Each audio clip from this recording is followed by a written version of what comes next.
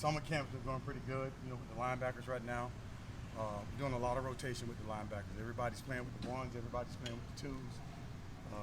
After the first scrimmage, thought we had a good group of nucleus guys that can do a lot of different things, playing different positions, flying around, a lot of negative plays. For us to be successful on defense, we got to create negative plays on defense. And after that scrimmage, we kind of felt like we created some more negative plays than we thought. But we're excited about the group, excited about the direction we're going. Like I told the guys the other day, we don't have a starting lineup. Everybody's played with the ones, everybody's ran with the twos, everybody's went with the threes. It's about getting better and building that depth, that linebacker. And that's what we're doing right now. Is that something you've always done, or is that something we just do? Always, because you always, people go in the game and say, you got this position, this position, this position. But realistically, you play the best guy. It's not just because you play the middle linebacker, you're the next best guy. Whoever's the best guy, so you train everybody that way, and that's why you get your best guys on the football field. What kind of difference has the weight loss made for DJ in practice setting? Tremendous. After spring football, before spring football, me and him, we talked about it, and sometimes guys' mindset be linebackers have to be 240, 250, because that's what they was always grinding in mind. And I told him, you're an athlete, you played fullback, you was wrestling in high school, and so why don't you take it upon yourself and cut some weight off? I said, just need you to, by spring football over, be around about in the 238s, 240s, and he did. And then as summer went on, he got down to 232, and it's made a difference in him. And he felt like he made a difference. He's still strong, still physical, but he feel like he can run a lot better and he can make more plays, and we use him at different positions now. So he's excited about that opportunity to do those things. Was it one of those things that was really noticeable to him pretty quickly, and he was like, Coach, this is a great idea? Well, you know what, it is, but our strength room do a tremendous job of making sure that we do all the right things on the off season, and also our nutritionist. She does a tremendous job of making those guys understand what can get you the weight gain, but also how you can cut the weight off but keep your muscle tone. And they've done a tremendous job of that with him, and he's about all the rules and all the things that they've given him on the off season to eat at home and do all those type of things. In what ways has Kalen DeLoach continued to improve since last season concluded? Well, he's continued to improve on overall as a person what he's doing. Getting guys lined up, making plays, doing those type of things. But he knows that every day he has to be his best, because that linebacker, those guys are really competing right now, and those guys are doing a tremendous job. So he's always on top of his game, always doing his best. He'll make a mistake every now and then, but he'll also fix it on the football field. So when he does those things, we just keep moving forward.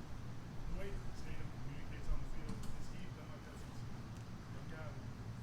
Yeah, he's always been that guy. He's always been a quiet leader.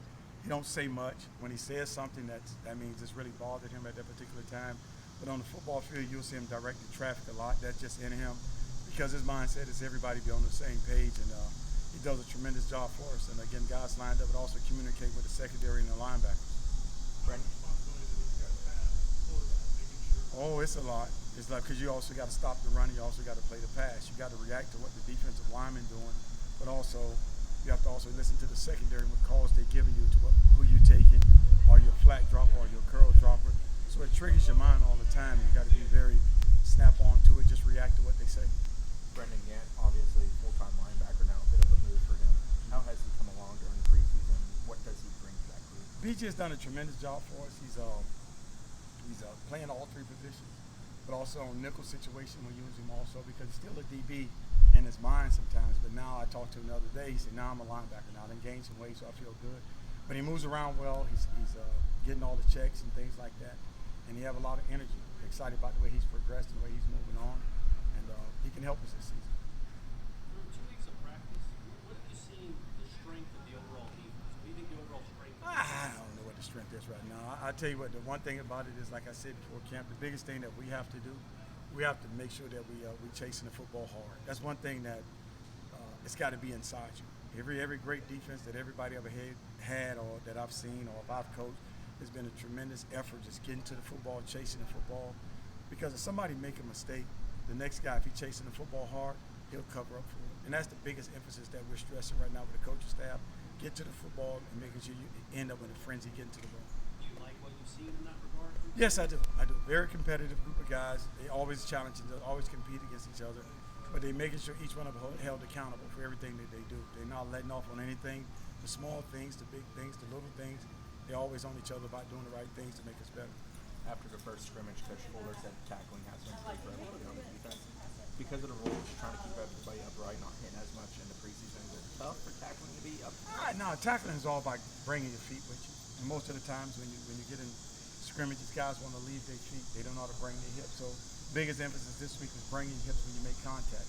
Not launch, not reach.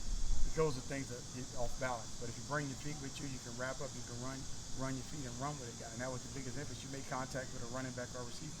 Run your feet. Just don't stop. Because when you stop, you get in bad habits. So the guys have done a tremendous job the last 2 days, and we got all this week to keep working on it to the next scrimmage. Omar. Oh, Amari Gaynor. Okay, yeah.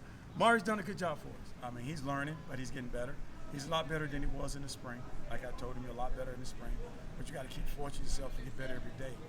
And don't rely on what you did in the past, because the past can't help you. Anything that's presented in front of you, that's what you concentrate on. And he's been doing a tremendous job with that. It seemed like when Omar got on campus, he impressed a lot of people in the spring workouts. How is that carried over to? It's carried over. He's a freshman, but he's taking the next step now. After the scrimmage, he flashed in the scrimmage. I'm like, whoa, okay, that's the guy we know. That's the guy we recruited. So he keep flashing now. He's got to be the consistent part of it. Do it all the time. And it's going to take a little time, but like anything else, me as a coach, I'm not a time guy. I got to force him. That's my job, to coach him, to get him where he needs to be at. Because in my mind, if I can get Omar to be to the status of a starter, I've done my job. Because you never know what can happen with injury. So that's my mindset. It's not the starters. It's always the guys behind them that I have to make sure they improve each and every day. Does the redshirt rule with being able to play in 4 games maybe help as far as player development? Or I don't look at it that to be way. fair? I try to look at it as he got to play the whole season. So I got to get my mind. That's how my mind thinks, getting ready for the whole season. The redshirt rules, I mean, it can really trap you as a coach, because you can say, well, I can play him to the 4th game. Well, my mindset is I got to have him ready for the 1st game, because I don't know what's going to happen in between. So I just have to think that way. Is there a difficulty in getting a defense ready for a season when they're going up against the same offense every day? And if so, how do you combat that? Not really, no. Everything is, in football, most of the things are the same. I mean, zone is zone. Zone read is zone read. Route combinations are route combinations. So it's just the formation. And blocking scheme is going to be the blocking scheme. You may have 1 or 2 different things. You just have to adjust. So, if you stick to the fundamentals and the techniques of what you're doing, and the individual drills, anything that you see down the road, you should be able to handle. Everybody good? Awesome.